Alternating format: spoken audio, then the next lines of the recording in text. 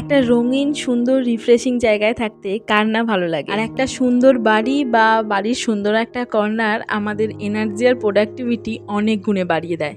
তো এটা হলো আমাদের অফিস কোয়ার্টারের একটা কর্নার, যেটা আছে আমাদের বেডরুমে, আর যেটা এতটাই সিম্পল আর বোরিং যে কোনো মানুষেরই এখানে 2 মিনিট এই জানলাটার ধারে দাঁড়িয়ে থাকতে ইচ্ছা করবে না। তো আজ আমি আমার ক্ষুদ্র ক্রিয়েটিভিটি স্কিল দিয়ে এই জায়গাটার একটা মেকওভার করতে চলেছি, যাতে আমার সাথে সাথে সবাই ওয়েলকাম, মোটিভেটেড আর রিফ্রেশ ফিল করে। তো নমস্কার জনগণ, আমি Mallika and welcome back to ইতি মল্লিকা। সত্যি বলতে শুরু করার সময় তেমন কিছু প্ল্যানিং ছিল না, তাই দাঁড়িয়ে দাঁড়িয়ে বেশ কিছুক্ষণ ভাবলাম আর তারপরে লেগে পড়লাম রং তুলি নিয়ে। এটা আমার প্রথম ওয়াল পেন্টিং, সেই জন্য একটু চাপেই ছিলাম, কিন্তু ফাইনালি করতে করতে যে জিনিসটা এলো সেটা কিন্তু মোটামুটি বেশ ভালোই লাগছিল। অনেকটা হলুদ কালারের সাথে একটুখানি লাল মিশিয়ে এই কালারটা এসেছিল, আর একটা চালচিত্রের প্যাটার্নে পুরো ওয়ালটা পেন্ট করে নিয়েছি। তো আমাদের ফার্স্ট স্টেপ তো কমপ্লিট হয়ে গেছে। এবারে আমাদের সেকেন্ড স্টেপ, সেটা হলো সাদা কালার দিয়ে পুরো প্যাটার্নটা চারিদিকে একটা বর্ডার দেওয়া। খুব সিম্পল একটা ডিজাইন রেখেছি। এমনিতে আমিও যে খুব প্রতিভাবান মানুষ তা নয়, সেই জন্য যতটা সিম্পল রাখা যায় সেটা আমার জন্যও ভালো, আর ডিজাইনটাও বেশি নষ্ট হয়ে যাবে না। আচ্ছা, এটা পুরোটা রং করতে কেমন খরচা পড়েছে সেটা তোমাদেরকে বলে দিই।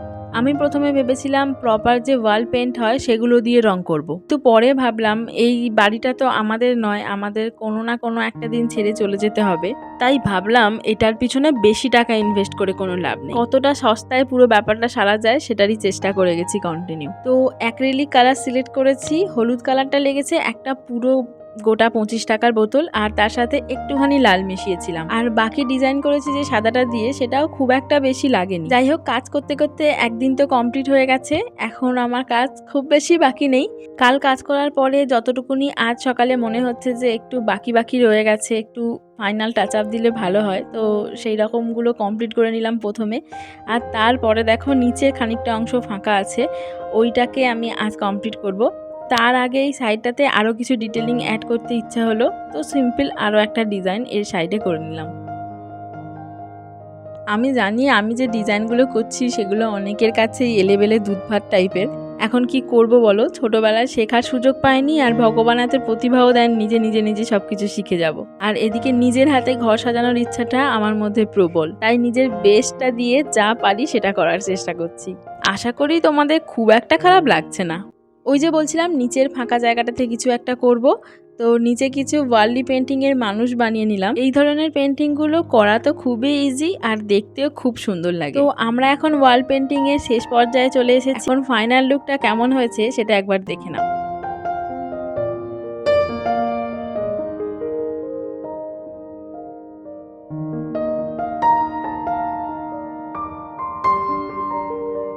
আরে দাঁড়াও দাঁড়াও, এখনো শেষ হয়নি। মাঝখানের অংশটা ফাঁকা আছে কেন সেটা ভাবছো তো? এই যে একটা ওয়াল হ্যাঙ্গিং র্যাক দেখছো, এটা আমি নিজের হাতে বানিয়েছিলাম, যেটার ভিডিওটা কিন্তু চ্যানেলে দেওয়া আছে, তোমরা চাইলে দেখে আসতে পারো, তবে সেটা শর্ট সেকশানে আছে।